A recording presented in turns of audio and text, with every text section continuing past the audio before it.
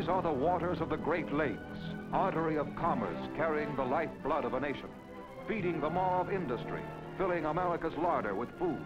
The Great Lakes, huge puddles carved from the earth 1 million years ago by a monstrous glacier. A geographical colossus whose offshoots of nature, such as Niagara Falls, serve not only as a thing of beauty, but as a source of power.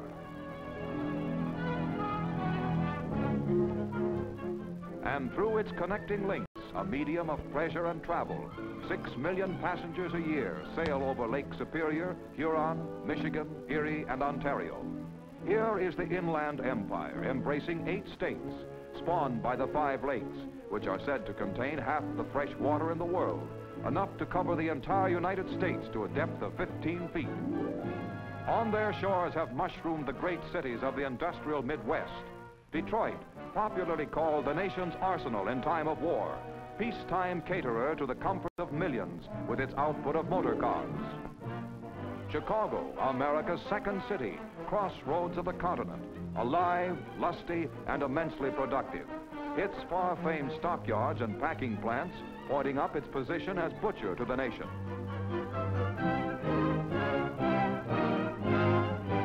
Buffalo, gateway city between America and Canada. Its multiple industries a concerto of commerce, astride a vantage point that makes it the nation's 5th largest rail center.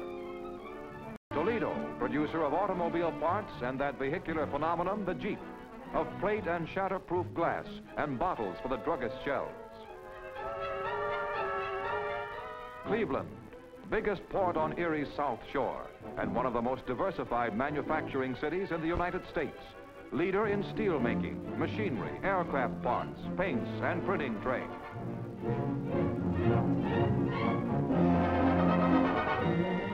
Milwaukee, traditional inspiration for many a vaudeville joke, but more directly concerned with traffic from the famed Wisconsin dairylands, with large-scale production of giant turbines and farm machinery.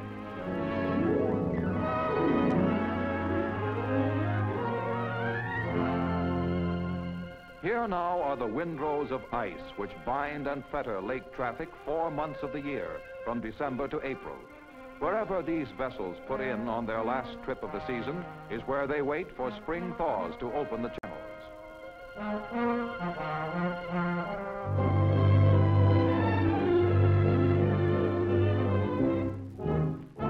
Carefully nursing the problems of Great Lakes navigation, the improvement of waterways, is the Lake Carriers Association, formed by vessel operators in 1881. Today it represents 34 American fleets, and each year its officials in Cleveland meet with Coast Guard officers to discuss the opening of the season and other current shipping matters. During the war, security measures were their joint concern. Ice is the lake shipper's most formidable foe. Sometimes the lakes are blocked until the middle of May. To open the channels as soon as possible, the Coast Guard keeps constant aerial vigil, radios position, thickness, and movement of the massive flows.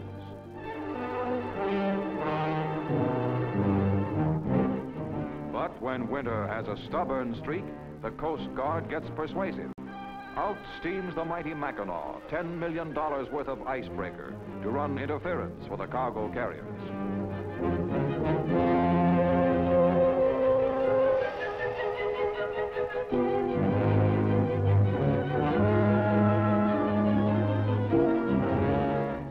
Weather is a fickle friend on the lakes, and there is no waiting for the calendar, suddenly embarrassed, to catch up with itself.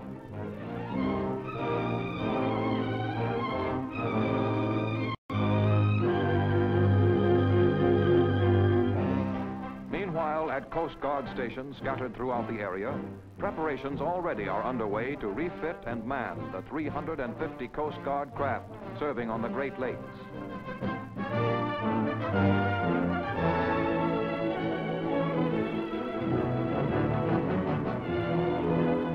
In taking charge of all aids to navigation, it is the Coast Guard's task to transport the lighthouse keepers to their lonely but vital outposts.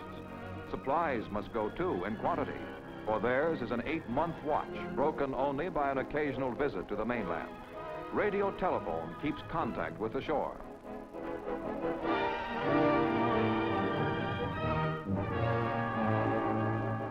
Where once every lake mariner was his own meteorologist, reading the weather signals hung out by nature and relying on the stars for guidance, today thousands of lights, horns, and bells give ready warning through 1,500 miles of tricky waterways. Here the buoys get their spring bath.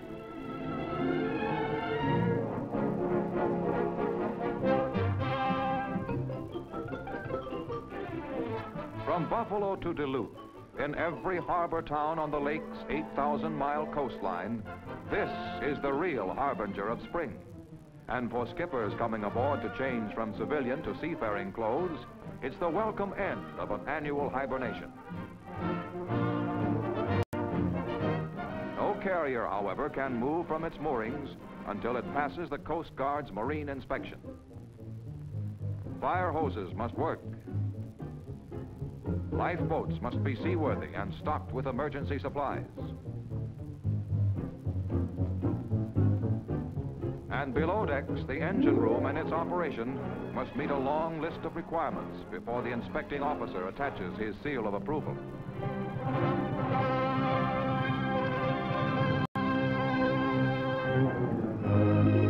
Today's lake carrier has come a long, romantic way from the flat-bottomed bateau of early French voyageurs, from the picturesque fur fleet of John Jacob Astor.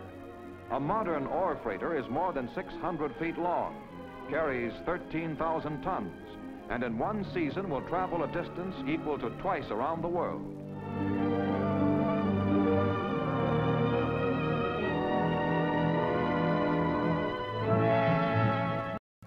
Duluth, biggest ore loading port in the world. Gouged incessantly from the nearby Great Mesabi Range in Minnesota, the red ore flows in awesome quantity, more than 65 million tons of it yearly, for steel to win a war, now rerouted once again along the paths of peace.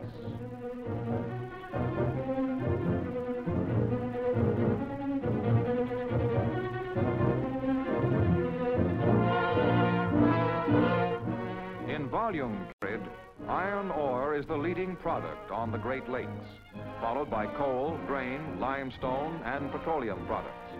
The ore in one boat alone would produce enough steel to build a completely equipped destroyer. Yet with modern time-saving devices, it takes only 2 hours to fill the cavernous hold of a carrier.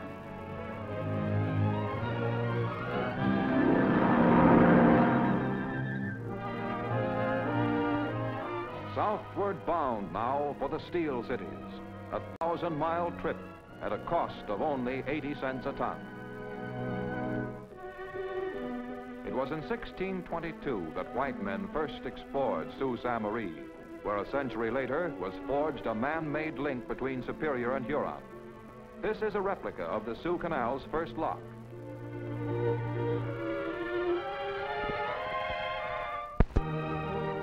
The far-famed Sioux, the canal through which in 8 months passes 6 times as much tonnage as goes through the Panama Canal in a year, more than the Panama, Suez, and Kiel canals combined.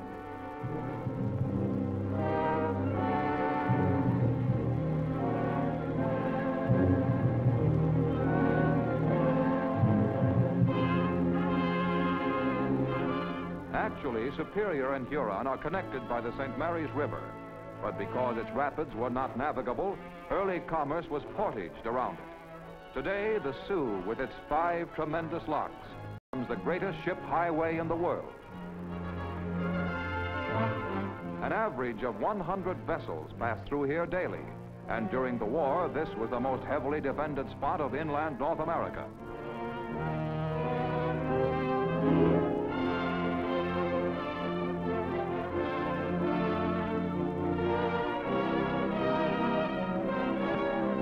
Now, don't let any saltwater sailor tell you the Great Lakes are a toy boat in a bathtub business. Here is to be found some of the most treacherous and changeable weather known to mariners. And it's significant that generally the masters of Great Lake craft earn more than ocean-going skippers. Unlike saltwater masters, a lake captain is his own pilot.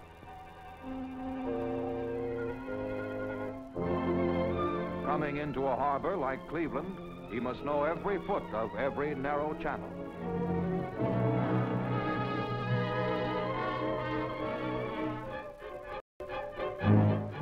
Depositing the mountains of ore at Cleveland is a job for giants, for the great Hewlett unloaders, dubbed elephants by lake people. Their jaws scooping up 20 tons in a mouthful, emptying a vessel in less than 4 hours.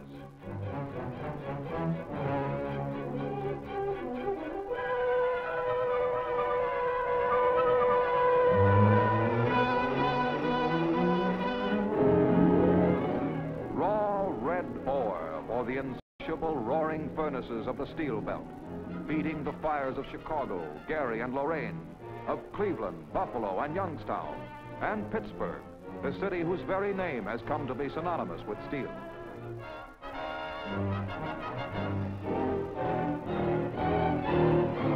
Call it the bedrock of the nation's manufacturing might, if you will, and you brook no argument. For here was the base upon which we built in 3 years what took the Axis countries 10.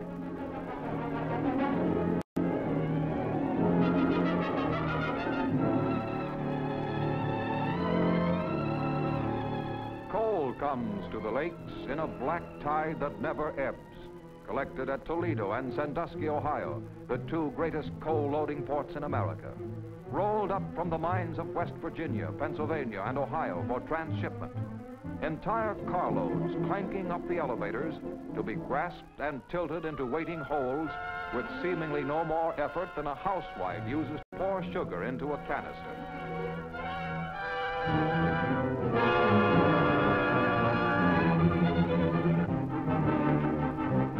Ready now for a 1,000-mile trip at less cost per ton than to have it hauled by a handyman from the curb to your basement window.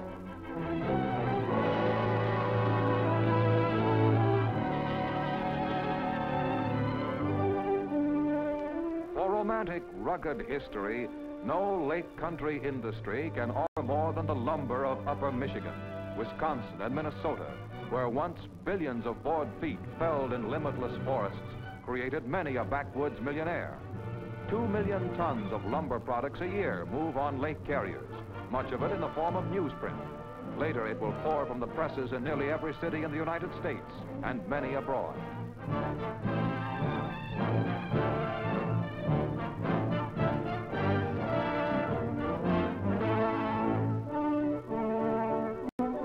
Inland seas though they be, the Great Lakes furnish a direct route to Europe by way of the St. Lawrence River and out into the Atlantic. Key to the route is the Welland Canal connecting Ontario with Erie.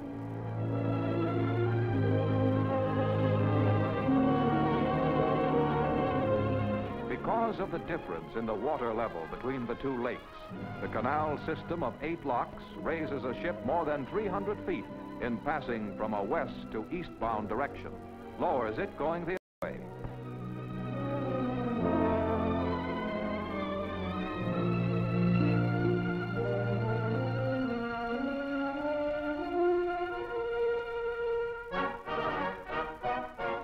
Into Port Arthur, Canada, on Lake Superior, flows the wheat from the grain fields of Manitoba and Saskatchewan, making this Ontario city the largest grain port in the world. 17 million tons of grain moved on the lakes last year, much of it to feed Europe.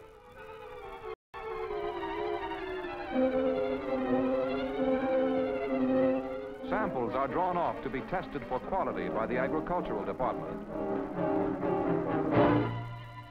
9:07 p.m., drama by the clock. For this is the last day of the lake season, and no vessel is covered by marine insurance if it sails after midnight of that final day. Jam it in all you can, while you can.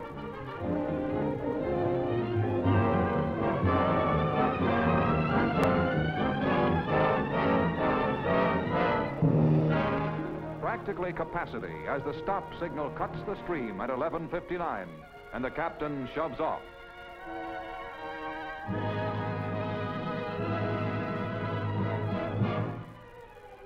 The end of the season usually finds dirty weather up and down the lakes, and storm signals flutter their warnings from Coast Guard stations.